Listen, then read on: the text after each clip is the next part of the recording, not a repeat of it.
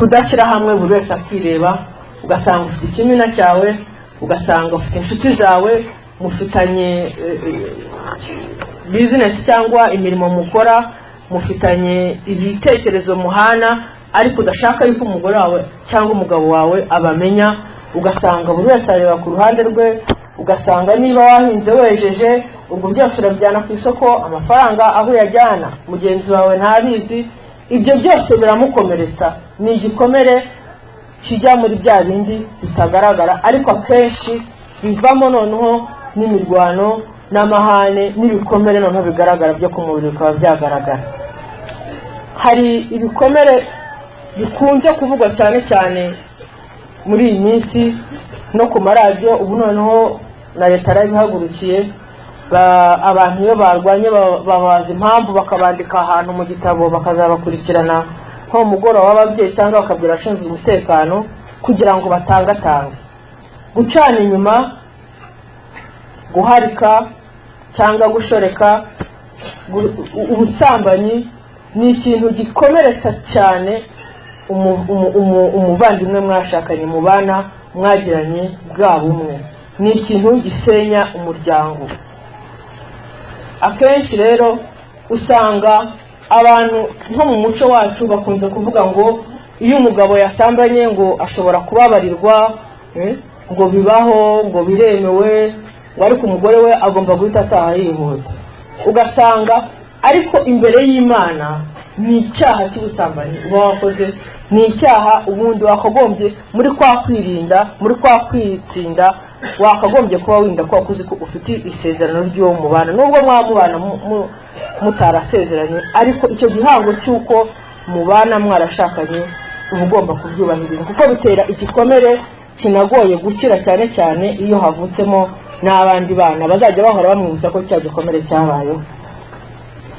Gutandukana byaba iby'igihe gito cyangwa burundu ni ikintu gitera igikomere buri umwe wese mu bashakanye n'abandi bose, gitandukanya n'imiryango, ni igikomere kirenga urugo kijya no mu muryango, ugasanga aho mwaturutse naho barashwanye, ugasanga inshuti zanyu zagendaga iwanyu bamwe bafashe uruhande rw'umwe abandi bafata urw'uwundi. Ni ibintu nanone bisenya umuryango. Ubu tumaze iminsi twumva ku maradiyo ngo umugabo yishe umugore, umugore yishe umugabo. Ni ibintu bibabaje cyane, ni ibintu ni ibintu biriho, ni ibintu bitera igikomere bavandimwe, gishobora no kuba uruhererekane kikazagera ku myaka n'imyaka no kubuzukuruza.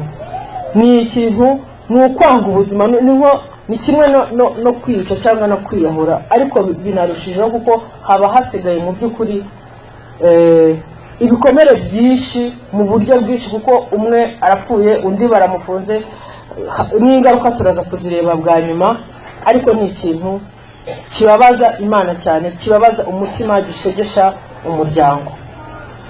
Ibindi nanone dukunze kubona muri iyi minsi bisa naho bitera, ariko nanone bigaragaza n'ibikomere bifite umuryango, kutita ku nshingano z'urugo.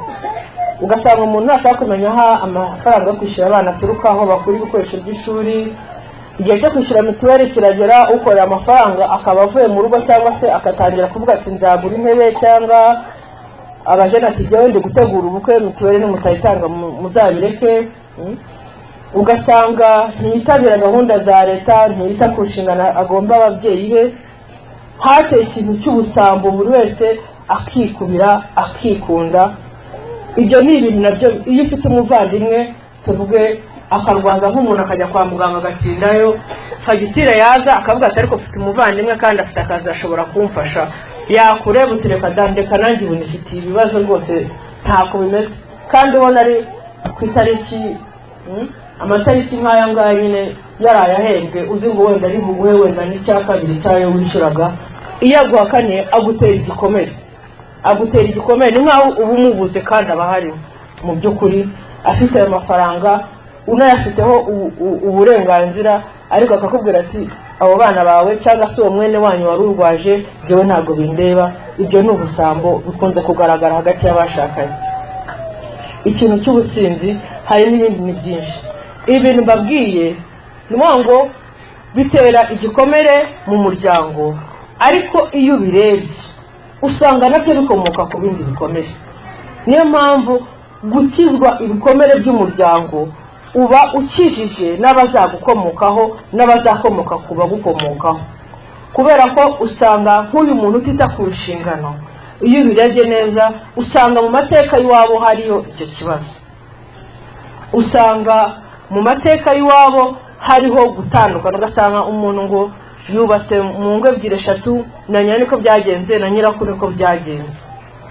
Ugasanga wenda hari ibindi bikomere wareba mu mateka ugasanga yari asanzwe afite ikibazo. Ubu noneho turimo turibuka ku nshuro ya 25 Jenoside yakorewe Abatutsi, tuzi ubugome yakoranywe, tuzi ibikomere yasigiye abantu, ari abayikoze ari n'abayikorewe n'abatari bahari. N'umwana wavutse nyuma yaho yumva amakuru y'ibyakozwe, akabona amashusho kuri televiziyo, akajya mu rwibutso agasura, ugasanga yagize ihungabana kimwe n'umuntu wari uhari icyo gihe. Bakristo bavandimwe, usanga ibi byose mvuze biri gusenya imiryango uyu munsi biba bifite isoko ku bikomere ari umugabo ari n'umugore aba yaratukanye iwabo mu rugo. Ariyo mpamvu y'iki kiganiro y'uyu munsi, ko uyu munsi dutera intambwe yo kwifuza yo kwemereranya Nyagasani akadukiza icyo gikomere cyo mu muryango, kubera ko nicyo kizagenda gitere n'ibindi bikomere. Ibyo bikomere nabyo byongere bitera abo mu muryango ibindi bikomere, usange nicyo kintu Sekibi ikoresha mu by'ukuri muri iyi minsi, yibasiye umuryango mu kuwutandukanya. Hariho n'abantu batandukana bapfuye ubusa, ukumva umuntu arakubwira ati rwose ati jyewe ndamurambuye singishaka no kumubona, nta kintu yakubwira ngo ikosa yamukoreye. Ibyo ni ibitero bya Sekibi bigenda bijya mu miryango kugira ngo byice ya mbuto y'urukundo n'ubuvandimwe igomba gukurira muri wa muryango. Niyo mpamvu mu by'ukuri twakagombye kuva hano dufite ikintu dutahanye, twiyemeje kujya muri urwo rugendo, kuko ni byinshi bikomere, usanga ari byinshi kandi usanga buri wese abifite. Noneho tukareba uburyo ki izo ngo zishingwa cyangwa n'izashizwe ziriho zoroherwa zikabasha gusubira kuri ya nshingano, kandi Nyagasani azabidufashamo kuko yabitwemereye ko aje kongera kubaka ibyasenyutse. Mu by'ukuri mu mateka twumva ko hari nk'abantu basangaga barashakanye, ugasanga abantu yishe umukwe cyangwa se umukazana, abuzukuru se. Hari umwana uherutse kwandika igitabo mu minsi yashize barimo bishyira kuri televiziyo. Hari umwana wanditse igitabo avuga ngo mama yaranyishe, yararokotse ajya mu Buholandi, ise yari yaramushatse ari Umututsi, abyarana n'umutukazi abana 9 b'abahungu. Noneho ngo Jenoside itangiye, umudamu basaze baramubwira atari ku bundi waribeshye, wowe tuzagushakira undi mugabo w'umutu uri amureke tumwice n'abana be, hanyuma uzabyara abandi uracyari muto. Umudamu arabyemera, ari mu kaji wabo, basaza be ise base wabo nibo bishe umugabo we n'abana be, areba na nyina akajya avuga ngo nimugende hariya babice babyara babo. Uwo mwana yarafite imyaka 7 niwe yabaye umugabo. Yarabyanditse avuga ukuntu ngo mama yaranyishe, ko iki gitabo cyitwa. Ayo niyo mateka turimo twibuka ubu ngubu. Bavandimwe, hari abantu bafite ibikomere nk'uwo mwana, ibyo bikomere afite uretse Nyagasani wenyine niwe ushobora kubimukiza akamugeza ku mahoro. Izi ni ingero namwe murazizi murazifite, ntabwo nazigarukaho, ariko mu mateka yacu mabi hagaragayemo ibintu bitabagaho kera mu muryango. Bwa bumwe hagati y'umugabo n'umugore bwarashize kubera irondakoko n'irondakarere. Ndibaza ko ibyo mwabiganiriyeho mu nyigisho y'ubushize, ariko haracyari ibikomere. Mu ibaruwa abepiskopi batwandikiye nababwiye yo kwa 25/3 batubwiye ko bababajwe cyane n'abantu bakoze Jenoside bagafungwa bakatiwe burundu cyangwa imyaka myinshi, noneho abo bashakanye akagemura akarambirwa akamutayo, ntazasubireyo, ntanamurebe, ntamubaze n'amakuru. mu by'ukuri uwo muntu umeze gutyo nawe afite igikomere, kuko ntabwo ari ukuvuga gusa ngo yararanduwe, yababajwe na bya bindi yabonye mugenzi we yakoze bitumye atafunze, cyangwa se nawe ubwe afite ikindi kibazo se kibi yaramwinjiriye. Ariko abo bantu ngo barahari muri prison, benshi baruzuye. Abasenyeri bandikaga bavuga ngo birababaje, basaba uwaba mufite yuko yareba ukuntu akora urugendo akongera agakira n'icyo gikomere, kuko uko agitera uwo nguwo ni nako agitera abana babyaranye, ni nako agitera umuryango yashatsemo, ni nako agitera, urumva yagiteye na kiliziya kugeza n'aho abasenyeri babyandika. Ibindi byaha byakozwe hagati y'abashakanye, hariho abagize neza nabo tujye tubyibuka tunabishime, akamurwanaho ndetse bakanapfana, sibyo? Ujya mwumva umugabo witwa Rugamba Cyprien baje kumwica, aravuga ati umva ntabwo turi bubeke rwose umugore wanjye n'umututsikazi, bahita bamwicaho n'abana be bose, kandi we mu by'ukuri yashoboraga kudapfana nawe iyo abihakana. Hari abandi babajyanaga bakabarwanaho ku buryo butandukanye, ariko mu mateka yacu hariho n'uwamwitemeye aramwicira. Hari umwana ugize atanga ubuhamya kuri radiyo, nawe avuga ko niwe wenyine wasigaye, we yagiye muri vakansi n'aha ngire ngo za Gitarama, kwa ko hari muri vakansi, asubiye i Kigali bamubwira ngo ise yishe nyina n'abavandimwe be bose batanu. Uwo mwana akaba ari ugemura, akaba ari ukora ibintu byose, ari nawe ushinja, ari nawe kandi wasigaye ku rugo. Urumva ibyo bikomere umuntu aba yarateye, iyo bigenze gutyo ibyo bikomere mu by'ukuri birahari mu mitima y'Abanyarwanda. Ariko igikomere gihari gikomeye ni ukuba hakirimo na ngengabitekerezo na rwa rwango na rya ronda koko na rya ronda akarere. Bavandimwe, niba Imana yarashatse ko urwo rugo rubaho, rwari mu mugambi w'Imana, n'abana baruvutsemo n'umugisha, ntabwo ibyo byakagombye kubaho. Ariko ubwo byatubayeho, ikintu cya mbere ni ukubyemera tukabimenya kandi tukumva ko ari bibi, hanyuma tugafata urugendo rwo kugira ngo bitazasubira, no kugira ngo ibyakomeretse twemerere ni Nyagasani uzabikiza. Mu by'ukuri Nyagasani aze yongere yubake ya nzu y'umutima w'Abanyarwanda, ku buryo bw'ubwicanyi ndengakamere bwabaye. Ibyo bintu byose byasenye umuryango, byasenye icyizere hagati y'umugabo n'umugore, bituma bitera nabyo ibindi bikomere turi buze kubona mu bikurikira.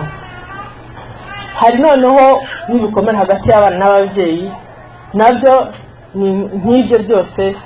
Hariho ibyo ababyeyi batera abana, hariho ibyo abana batera ababyeyi, ingero murazizi.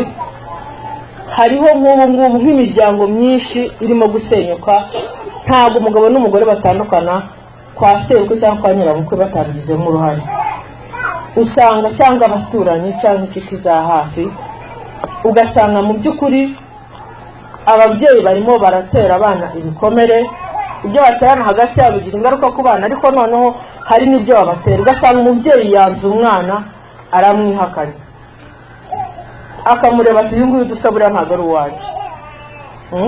Uwo mwana azakura afite icyo gikomere, cyangwa akamwemera ariko ntagire icyo amufasha, akicecekera.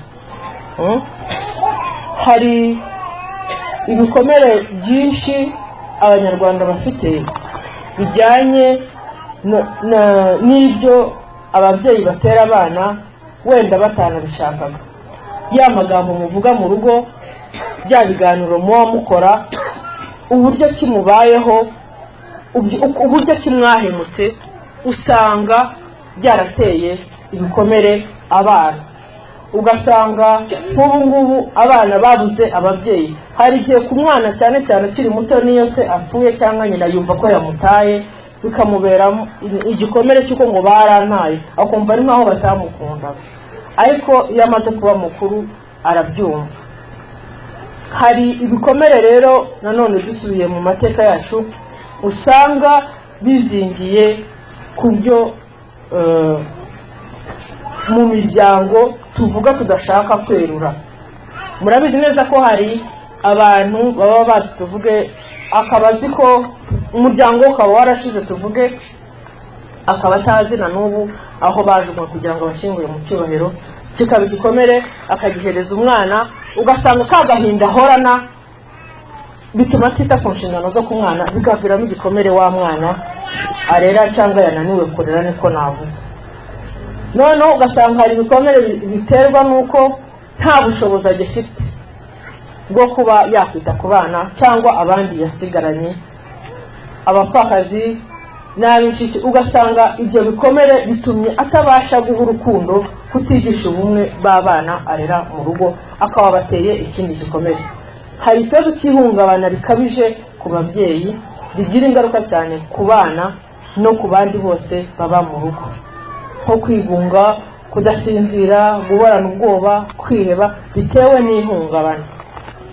Kuba ufite abakwiciye mutari mwiyunga kandi mubana muturanye, nabyo ni ibintu bitera igikomere mu rugo. Ugasanga wa mugabo na wa mugore bafite icyo gikomere, nabo urugo rwabo rugiye kubaho ubwisoko y'ibindi bikomere ku bana babo bitewe n'ubwo buzima babayeho. Hari abafite ubumuga bwo ku mubiri cyangwa se bwo mu mutwe, hari abafite ikibazo cy'ihungabana no kutiyakira bituma biroha mu nzoga, mu biyobyabwenge, agahora arwana. Hari ubundi bwoko bw'ibikomere biterwa no kutababarira, ugahora uhekenya amenyo, ugahora ufite umujinya, bikakuviramo n'uburwayi, kuba warwara igifu cyangwa umutwe udakira bitewe n'uko utabashije kwiyakira cyangwa ngo utere iyo ntambwe yo kubabarira. Ugasanga mu by'ukuri kutavugisha ukuri ngo wereke abantu aho baba bari, ngo wemere utange amakuru, cyangwa se kutavugisha ukuri kugira ngo umujyi uri gutanga ubuhamya nk'igihe cyo gushinja. Hari abantu bagiye bagira ibikomere kubera agahinda yifitiye akajya gushinja ibinyoma. Icyo ni icyaha nacyo gisenya umuryango, gitera igikomere kizamara igihe kinini, kandi ibyo bintu turabifite hano mu Rwanda. Hari ibikomere ababyeyi bari gutera abana kubera ko bari kubigisha kwangana, kwa kana ukajyayo, ntuzashakeyo, uramenye, bijyanye n'ingengabitekerezo cyangwa se no gupfobya jenoside.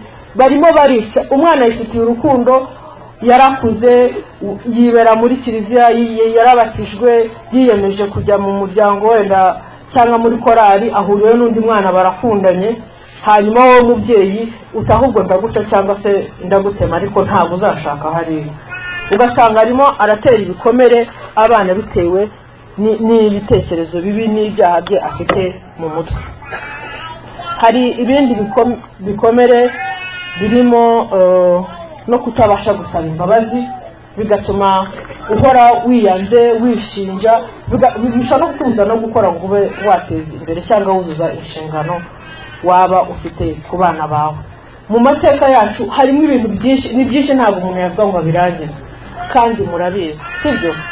Noneho rero ubwo twiyemeje gukora uru rugendo, turimo turatangira mu kubimenya. Izo ni ingero mbahaye, ariko harimo n'ibindi nituza kubona akanya buri wese aze kureba ku bashakanye cyangwa se n'umwana ukiri mu rugo, arebe ibintu bishobora kuba byaramukomerekeje, abitangire hafi hakiri kare, aze kubyereka Yezu, abiture muri cya gitambo cya misa, hanyuma Nyagasani wenyine araza kudushoboza igisigaye. Turi mu rugo rwa Roho Mutagatifu, niwe utanga imbaraga, ashobora byose kandi abera hose icyarimwe. Ashobora kujya mu mutima w'umwana, akajya no mu w'umubyeyi, akajya no mu wo bashakanye ndetse n'abandi. Hari ibikomere by'amateka hagati y'abavandimwe mu miryango, kimwe n'uko n'abashakanye bagiye bahemukirana, kimwe n'uko ababyeyi bahemukira abana, n'abavandimwe hagati yabo barahemukirana. Muri iki gihe twumva abana basigaye ari imfubyi kubera ko ababyeyi babo bapfuye, cyangwa se bagiye bahunze batagarutse, cyangwa se bombi bafunze, cyangwa umwe yarapfuye. Ugasanga babana n'ubundi ni imfubyi, noneho hagati yabo bakananirwa kumvikana. Ntihagire abemera ko umukuru ari umukuru, cyangwa se uwakabaye nk'umubyeyi muri bo muri abo bana agatangira kugira gutera abana abandi ibikomere, akikubira, akagira ubusambo, cyangwa se akababwira nabi, akababuza uburenganzira. Ibyo byose, ayo magambo mabi, ibyo bikorwa bizagenda bitere igikomere kuri wa mwana, kiza kiyongera ku bindi bikomere asangaho. Hari kubura umuvandimwe cyangwa abavandimwe ubwabyo ni igikomere. Ushobora kumubura kubera ko yapfuye, ariko ushobora no kumubura kandi ahari kwa ko mutakivugana. Maze iminsi nganiriye n'umudamu inshuti yanjye, ni umumama ukuze uri muri za 50 irenga, arambwira ati unsabire mfitanye ikibazo na mukuru wanjye dukurikirana, ati ubu nta kimvugisha, ntabwo mu telefone ngo yitabe. Ntambwira ati mwapfuye ko ubundi barakundanaga cyane, ajyaga ngo nta nubwo wakwemera ko bakurikirana ko kuva ari abana barakundanaga, ariko bageze mu bukecuru ngo bapfuye iki. Urumva uko bakuze bakundana, n'abana babaga bazi ngo uyu ni mama n'uyu ni mama, ntabwo bigeze bamenya gutandukanya ngo uyu ni mama ni mama wacu. Umwana umwe rero akuze aba hanze, ati ngiye gushaka umugore, yishakira umugore w'umunyamahanga.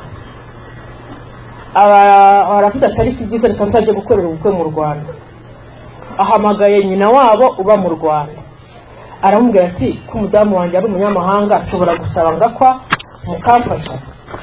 Nuko barangije umuntu ati rwose nta kibazo, nzagufasha, nzashaka abantu. Atangira gutegurana nabo. Umwana atari ko ntabwo ndabibwira mama, uretse kubivuga ngiye kubimubwira. Abahamagaye nyina ati nabonye umukazana, ndashaka ko dukora ubukwe, tuzabukorera mu Rwanda. Nagira ngo azi ngo nawe arabyakira kwa kundi. Atese ibyo kujya mu Rwanda wabitekereje ute, kandi n'umugore wawe n'ubundi ibyo mu Rwanda atabizi?